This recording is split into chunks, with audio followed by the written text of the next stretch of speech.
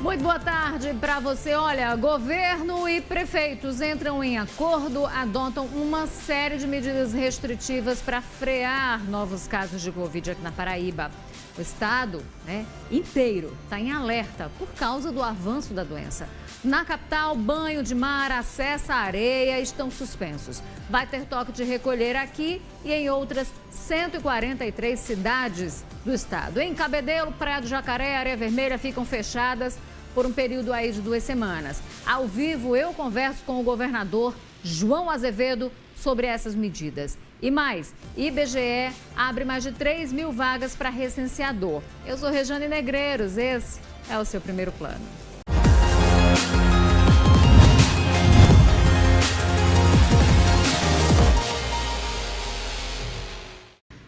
Muito boa tarde para você mais uma vez. Olha, foi publicado, ainda não foi publicado o decreto estadual que estabelece medidas mais rígidas de combate à pandemia no estado pelos próximos 15 dias. Mas existem várias medidas que já foram anunciadas pelos gestores, como toque de recolher para municípios com bandeira laranja e vermelha ou vermelha, tá? Redução de atendimento presencial em bares e restaurantes, ou seja, a partir de determinado horário, só para teleentrega ou para pegar nesses locais, a comida, fazer o pedido, depois sair, consumir em casa. Na orla, o acesso à ciclovia, à calçadinha, à faixa de areia aqui de João Pessoa, tudo isso está proibido. Os detalhes, inclusive, a gente vai trazer agora na reportagem da Juliana Teixeira. Com 90% dos leitos de hospitais ocupados na Grande João Pessoa, o governador João Azevedo anunciou medidas mais rígidas para tentar conter a disseminação do novo coronavírus. O decreto deve ser destinado às cidades que estão em bandeira laranja e vermelha. Ao todo, eles somam 144 municípios. Em João Pessoa e outras cidades litorâneas, por exemplo, haverá fechamento das praias, principalmente da calçadinha. Entre as medidas, fica estabelecido o toque de recolher, das 10 horas da noite até as 5 horas da manhã. O deslocamento de quem trabalha em atividades essenciais será garantido. Bares e restaurantes funcionam das 6 horas da manhã até as 4 horas da tarde. A partir deste horário, funciona apenas de forma delivery. Aulas nos ensinos médio e superior acontecem de forma remota. Pré-escola e creches podem funcionar presencialmente. Missas, cultos e eventos esportivos serão suspensos. Os cinemas vão ser fechados. Os shoppings vão ter que abrir mais cedo, às 9 horas da manhã, para antecipar a saída dos trabalhadores para as 9 horas da noite, facilitando o cumprimento do toque de recolher. Mas alguns serviços continuam em funcionamento normal. Salões de beleza, barbearias e segmentos semelhantes funcionam por agendamento. Academias e escolinhas esportivas, hotéis e pousadas, considerando que restaurantes dentro dos hotéis funcionam somente para atendimento dos hóspedes instalados. Construção civil, call center e indústrias continuam funcionando. De acordo com o governador João Azevedo, medidas complementares podem ser adotadas pelos municípios. O decreto deve ser publicado no início da tarde de hoje. Prevê ainda, em caso de descumprimento, multa e fechamento do estabelecimento por 7 dias. As medidas começam a valer a partir de amanhã, quarta-feira, e seguem até o dia 10 de março. Pois é, olha, trabalhadores, representantes do setor de turismo aqui da capital, eles não receberam essas novas medidas com bons olhos, porque segundo eles, na verdade, eles estão temendo ou prevendo estadual mais demissões. Então vamos acompanhar. O decreto...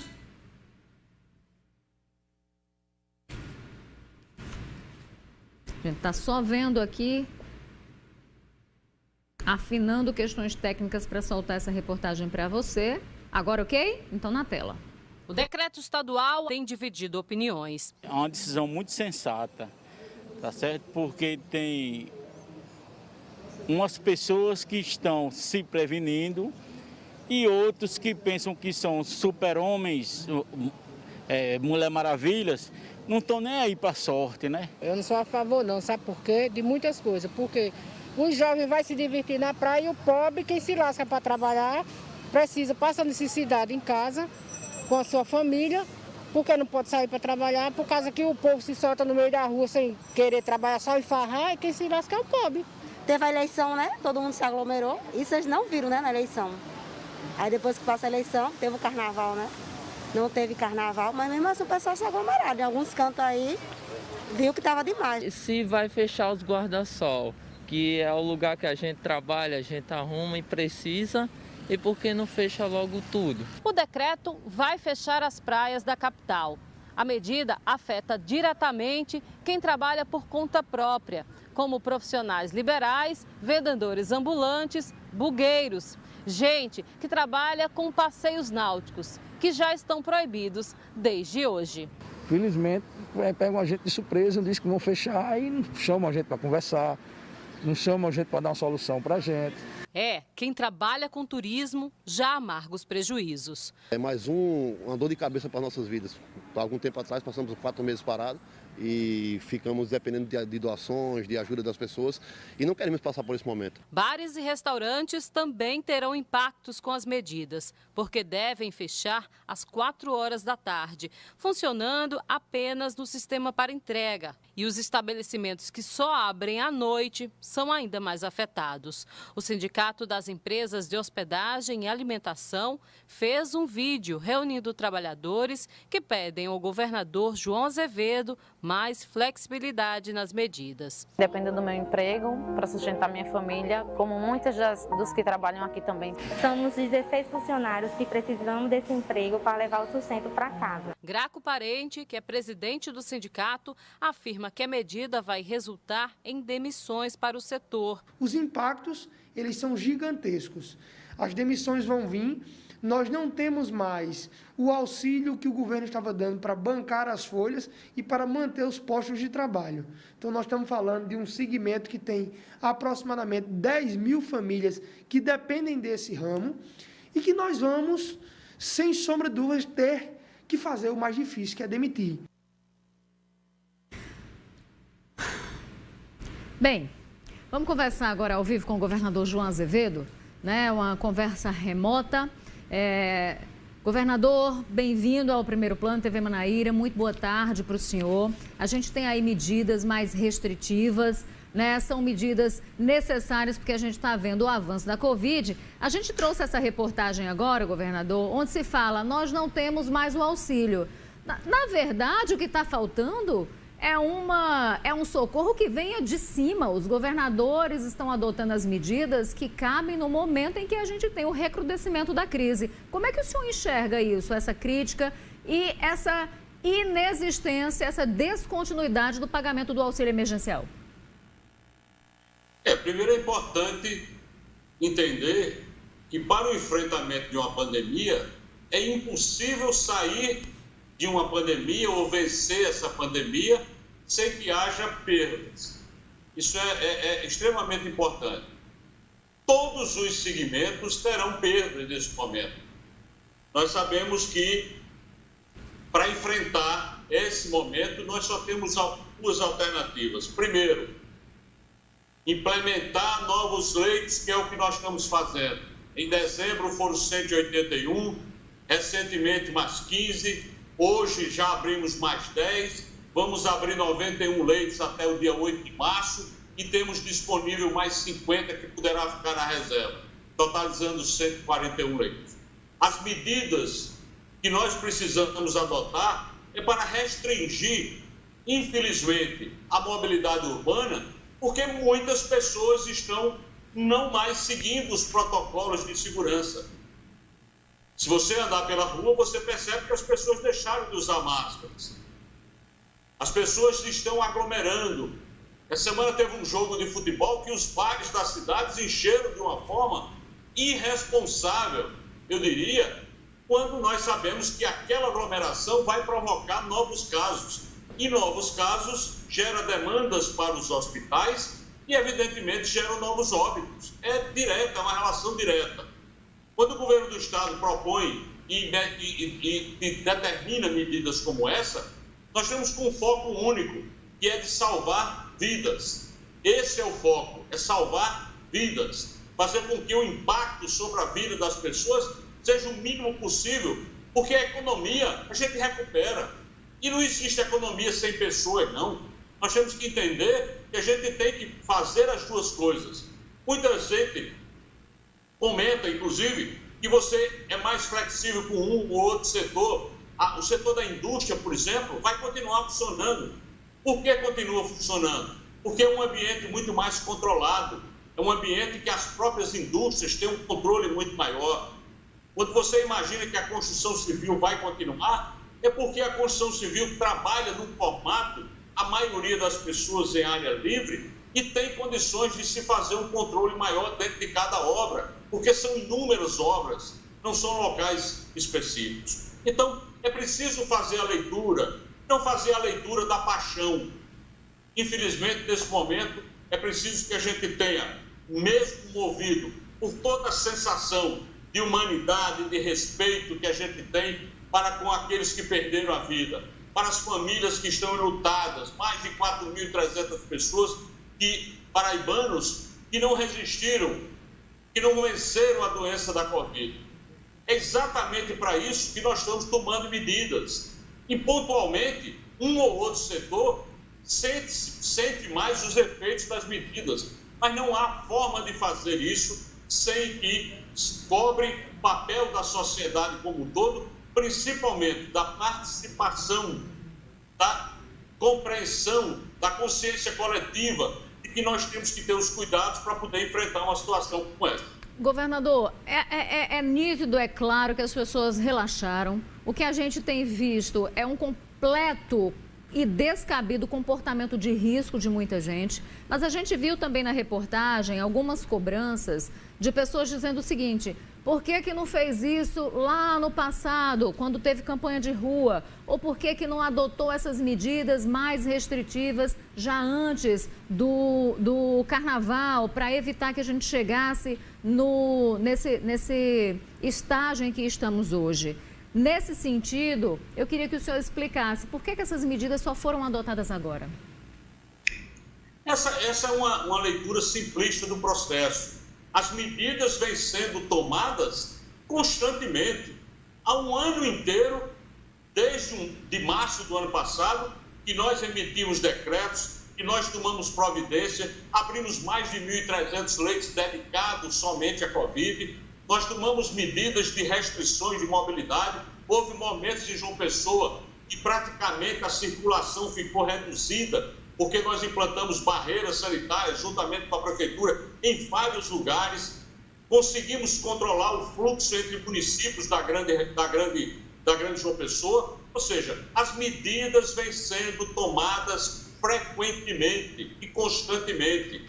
Muita gente diz: por que não se fez isso com as eleições? Porque não é o governo do Estado que determinou as eleições, que as eleições acontecessem em 2020. Isso não é atribuição do Estado. A minha opinião era de que essas eleições não poderiam ter ocorrido. Nós colocamos isso claramente para os órgãos. Só que o Superior Tribunal Eleitoral, decidiu que poderia fazer um pleito com segurança. Os reflexos nós sentimos. No Natal, nós tomamos as medidas, sim. Não houve festa de Réveillon, os restaurantes foram fechados durante a noite de Natal, dia de ano, no dia 1º, no dia 25. No Carnaval, da mesma forma, nós tomamos as medidas. Infelizmente, existem aqueles que, como o cidadão primeiro que falou aí, se consideram super-homens ou se consideram protegidos dessa infecção. Infelizmente, hoje, nós temos as novas cepas do vírus chegando à Paraíba. Essas cepas são muito mais agressivas e contaminam numa maior velocidade e contaminam exatamente aqueles mais jovens, pessoas que se sentem mais, com certeza, estimulados a não cumprir as regras, a não usar máscaras, não manter distanciamento social. E essas pessoas estão agora sendo vítimas disso. Nós tivemos um caso recente agora de uma jovem de 23 anos que faleceu sem nenhum histórico de doença anterior. Esse é o grande problema e precisamos ter essa consciência. Governador, como é que está a questão, né, do comitê do Nordeste, a cobrança dos governadores, da qual também o senhor integra, junto ao governo federal, para a gente conseguir ter também esse auxílio emergencial para ajudar as pessoas nesse momento de crise? E também com relação à questão da ampla vacinação. Muita gente quer saber quando eu vou ser vacinada e, obviamente, essa é uma preocupação que eu acredito que está na maioria dos paraibanos. Nós estamos juntando os esforços de todos os governadores do Brasil para que, junto às bancadas federais, nós possamos encontrar uma forma de manter o auxílio emergencial. Essa é uma maneira de ajudar, evidentemente, as pessoas que sofrem o maior impacto com relação a isso. A questão da vacinação, ela precisa, e pela primeira vez, nós temos uma arma para lutar contra a Covid, que é a vacina. A vacina não chegou até agora na quantidade que nós esperávamos, mas em função do cronograma que o Ministério da Saúde publicou e disponibilizou, nós vamos ter agora em março 42,7 milhões de doses.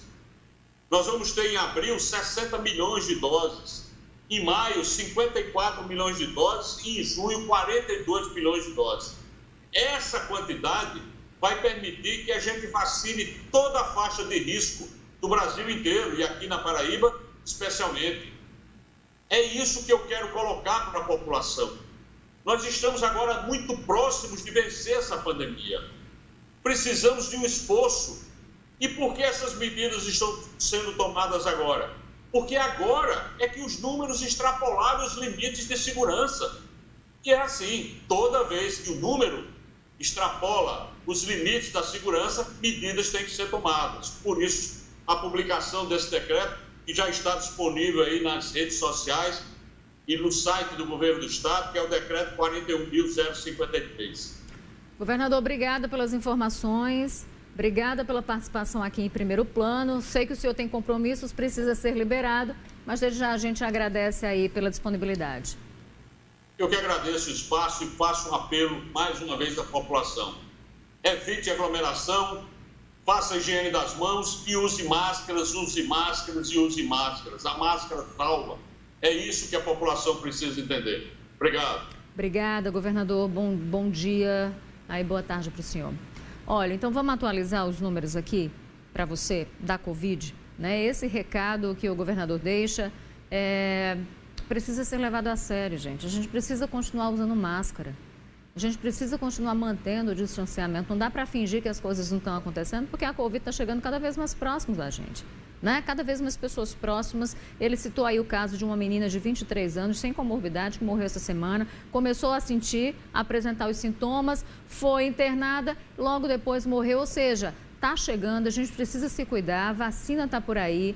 Daqui a pouco, se Deus quiser, todos seremos vacinados, mas por enquanto o nosso comportamento é essencial. A gente não pode continuar adotando comportamento de risco, né? Então, vamos contribuir, depende da gente e muito, né? O controle dessa doença. Então, vamos atualizar os números aqui para você. A Paraíba registrou 914 novos casos de Covid-19, 23 mortes, 9 delas nas últimas 24 horas, 213 mil pessoas já contraíram a doença, 156 mil se recuperaram, 4.379 morreram. É muita gente. E a ocupação total de leitos de UTI para adultos em todo o estado está em 76%. Mas quando a gente vem aqui para a região metropolitana de João Pessoa, é que o negócio preocupa muito, porque chegou a 90% de ocupação de leitos de UTI. Estamos falando de UTI de gente que precisa de um atendimento muito mais especializado. Em Campina Grande, essa taxa de ocupação é 48%, no Sertão, 94%. Então, a gente está na iminência de um colapso, exatamente porque nós não estamos ajudando com o nosso comportamento de risco. Inclusive, é preciso dizer que na nossa rede hospitalar, 47 pacientes foram internados nas últimas 24 horas. E aí existe uma média de um paciente internado a cada 30 minutos. Bem, e com esses 90% dos leitos de UTI adultos ocupados na Grande João Pessoa, a Secretaria Estadual de Saúde resolveu transferir 3 pacientes de João Pessoa, Santa Rita e Mamanguape para o Hospital das Clínicas, ou Hospital de Clínicas, na verdade, lá de Campina. De acordo com o diretor técnico da unidade, que é o Johnny Bezerra, a ocupação de UTI neste hospital está em 73%, com 22 pacientes internados e 8 leitos ainda disponíveis. Em Campina Grande, além do Hospital de Clínicas, tem o Hospital Pedro I e também o Universitário Alcides Carneiro, que estão recebendo pacientes para tratamento contra a Covid-19. E olha só, o desembargador do Tribunal Regional Federal da 5ª Região, Rogério Fialho Moreira, autorizou a Prefeitura de João Pessoa a vacinar trabalhadores da saúde que não estão na linha de frente da Covid-19, acredite se quiser.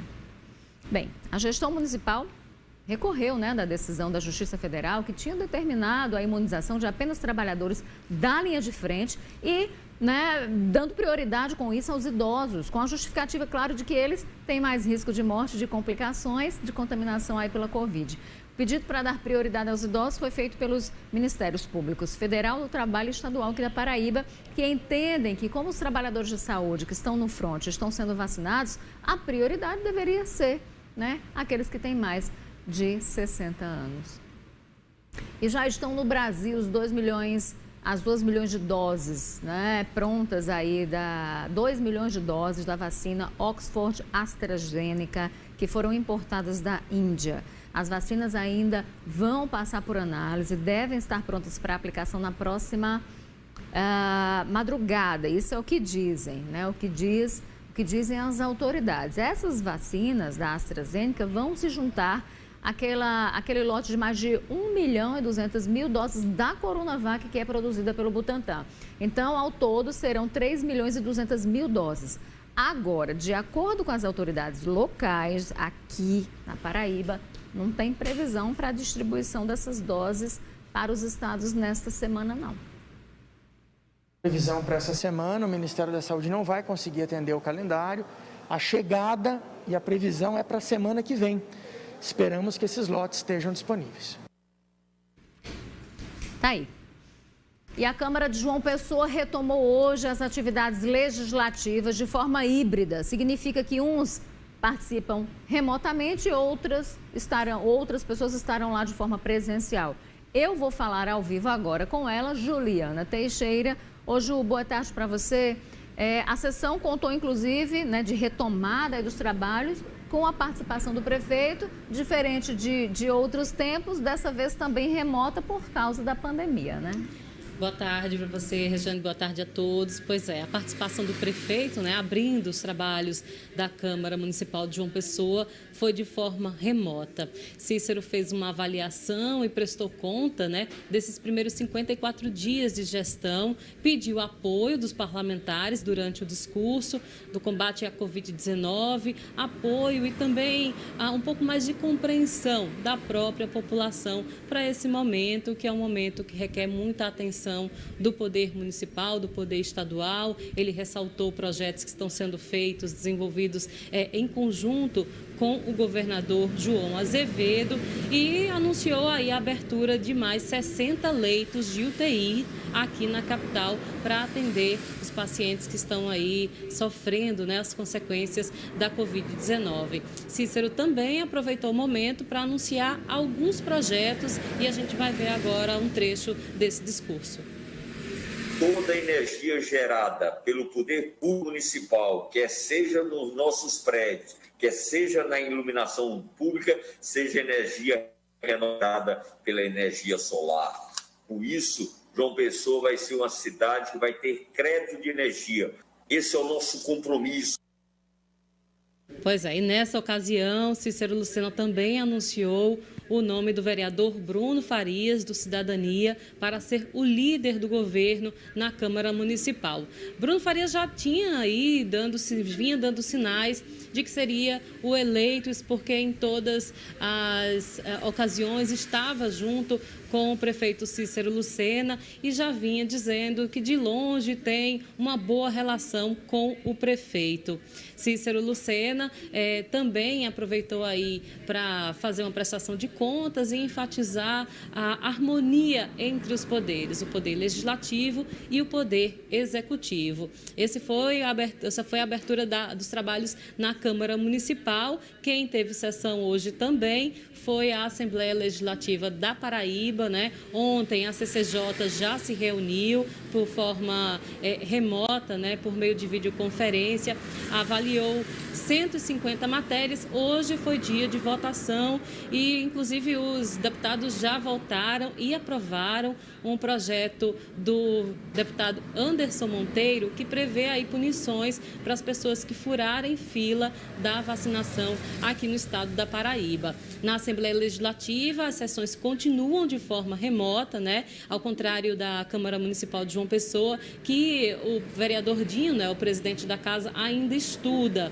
a sessão de forma híbrida ou até mesmo uma espécie de rodízio entre os parlamentares para que eles possam participar alguns dias presencialmente na Câmara, né? E outros dias de forma remota. O presidente da casa demonstrou um pouco de preocupação com os casos de Covid, que tem atingido servidores e também vereadores da Câmara Municipal. Rejane. Obrigada, Ju. Pois é, né? Todos preocupados, a gente precisa fazer a nossa parte. Ainda falando dessa questão de preocupação com a Covid, os prefeitos aqui da região metropolitana, que concentra o maior número de casos, que está com os leitos de UTI chegando no limite, pois bem, esses prefeitos se reuniram ontem à tarde para tratar exatamente das ações, das medidas, com o objetivo de reforçar o enfrentamento à doença. Essa retomada do crescimento de casos, é importante que todos nós tenhamos ação proativas, que possamos dar a nossa contribuição, fazer a nossa parte, embora reconhecemos que nós temos limites, quer seja físicos de instalações de equipamento, mas estamos nos esforçando nesse sentido, quer seja de mão de obra, de pessoal da área de saúde, para que possa atender esse crescimento, mas temos a consciência que juntos, adotando as medidas que se façam necessárias, junto com o governo do Estado, defendendo as nossas posições, nós vamos encontrar o melhor caminho para o enfrentamento ou a convivência com esse grave momento que estamos vivendo. Então é importante que a gente possa entender que temos que aumentar o número de UTI, temos que aumentar o número de leitos da retaguarda, temos que adotar algumas medidas restritivas no sentido de aglomeração, estimulando e ampliando o distanciamento social, contar com os segmentos organizados da nossa sociedade, a exemplo adotada pela Igreja Católica, que suspendeu por 15 dias as missas nas igrejas, a exemplo de outros segmentos religiosos que também estão dando a sua contribuição. Desde a semana passada, providenciamos usinas de oxigênio para que possamos evitar um possível caos na falta do oxigênio, porque estamos identificando com o crescimento, vamos precisar de mais oxigênio. Estamos discutindo insumos, né, de medicamentos e também de equipamentos de proteção individual, para que sejam cobertas todas as nossas necessidades, principalmente pelo trabalhador da saúde. Então, nós estamos adotando todas essas medidas no sentido de enfrentar esse crescimento. Pois é, e como medidas também, né, que foram tomadas por gestores, falando aqui de Cabedelo, Grande João Pessoa, o prefeito Vitor Hugo, que estava aí nessa reunião, como você viu, anunciou que Areia Vermelha e Praia do Jacaré vão ficar fechados por 15 dias, uma medida aí de contenção necessária para esse momento de crise, né, de recrudescimento da crise. Vou para o intervalo, volto já já.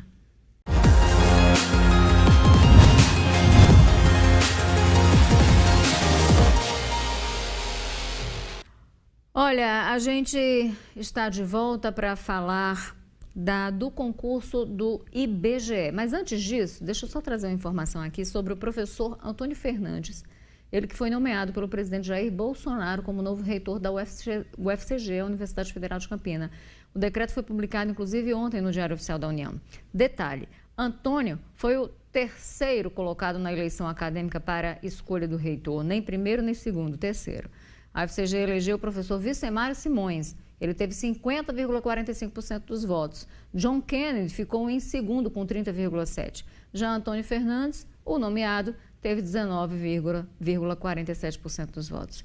Vale lembrar que isso também aconteceu aqui na UFPB e em diversas outras instituições pelo país. O presidente desconsiderou a escolha de estudantes, de servidores e dos professores que formam os conselhos universitários. No caso aqui do professor Valdinei Veloso, ele sequer teve voto nos conselhos universitários, né? Ele não foi o menos votado, ele não teve voto.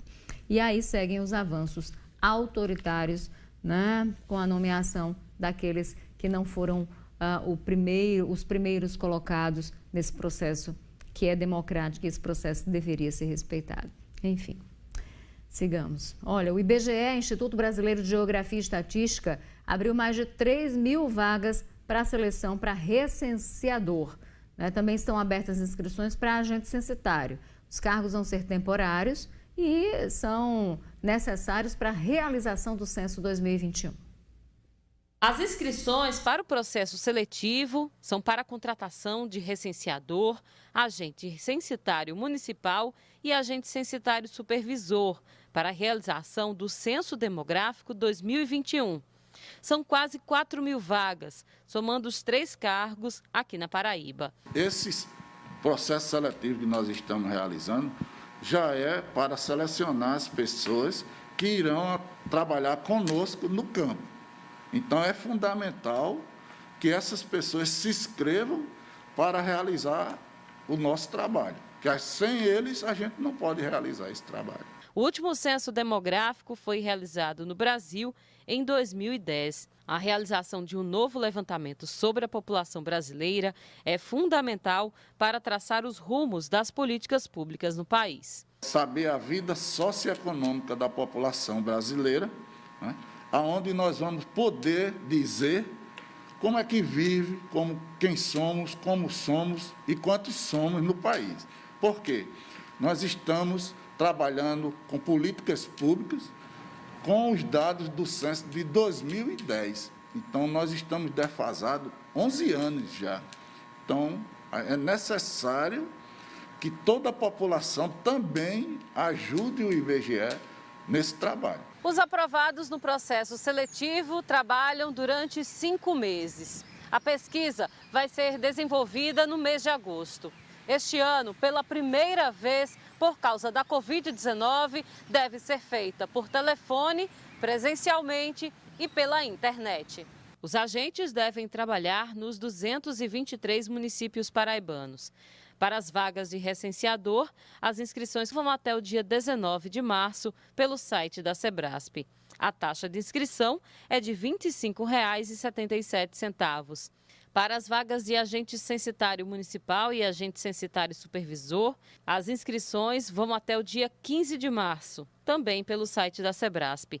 A taxa de inscrição é de R$ 39,49. Toda essa equipe que será submetida a esse processo seletivo, quando a gente receber o resultado, eles serão convocados para participar de um treinamento. Através desse treinamento é que eles estarão aptos para realizar o trabalho em campo. Tá aí. E só uma correção aqui com relação à nota da nomeação do reitor, o novo reitor lá da UFCG. Na verdade, né, estudantes e servidores, né? E os servidores ali englobam tanto os técnicos quanto os professores. Os professores também são servidores. Então, atendendo aqui a uma solicitação de uma telespectadora pedindo essa correção, está aqui feita a correção e a gente desde já agradece. Muito obrigada pela sua companhia. A gente volta a se encontrar amanhã, se assim Deus permitir. 1h10, convite feito e encontro marcado. Até lá, tchau.